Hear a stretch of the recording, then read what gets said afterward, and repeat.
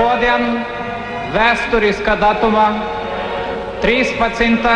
janvārī mēs esam aicinājuši jūs šeit, lai vēlreiz apliecinātu sev un visai pasaulē, kas mēs esam, par ko mēs esam, kur mēs vēlamies iet. 1991. gadā no 13. līdz 27. janvārim Rīgā notika notikumi, kuri pabudināja tālāko Latvijas vēstures gaitu.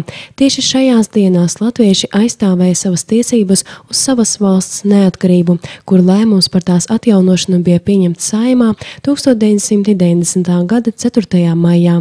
Traģiskie janvāra notikumi notika pēc asins izliešanas, kura notika Lietuvā. Naktī no 12. uz 13. janvāri Viļņas ielās parādījās bruņotā tehnika, un kara operāciju laikā tika uzbrukts Lietuvas televīzijas tornim, kuru aizstāvēja tauta, un šajā cīņā gāja bojā 13 cilvēki.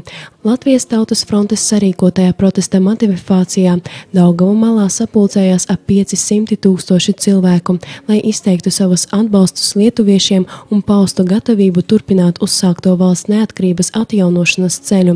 Galvenie apsargājumie objekti bija Latvijas Republikas augstākā padome, ministru padome, radionams Domu laukumā, telefona un telegrāfa centrāla Dzirnavu ielā, radio un televīzijas centrs Zaķu salā, kā arī tilti. 14. janvārī padomju milicijas specvienība Oman uzbruka barikāžu aizstāvjiem uz Vecmilgrāvju un Braslavas tiltiem. Tika apšaudītas un dedzinātas automašīnas, piekauti cilvēki. 16. janvārī Latvijas Republikas augstākā padome uzsāka deputātu nakts dežūras. Oman uzbrukumā barikādēm pie Vecmilgrāvju un Braslavas tiltiem ievainoja barikāžu aizstāvjus un nogalināja satiksmes ministrijas auto vadītāju Robertu Mūrnieku.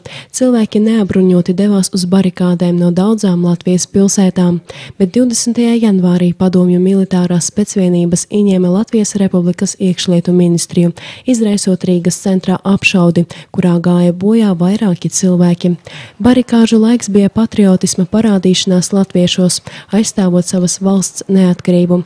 Piemiņā par šiem notikumiem 20. janvāris Latvijā ir pasludināts par 1991. gada barikāžu aizstāvju atceres dienu, un pēc tradīcijas katru gadu šo dienu Latvijā uzsāk ar klusuma brīdi piemiņā par tiem, kuri atdevuši savu dzīvību par Latvijas brīvību.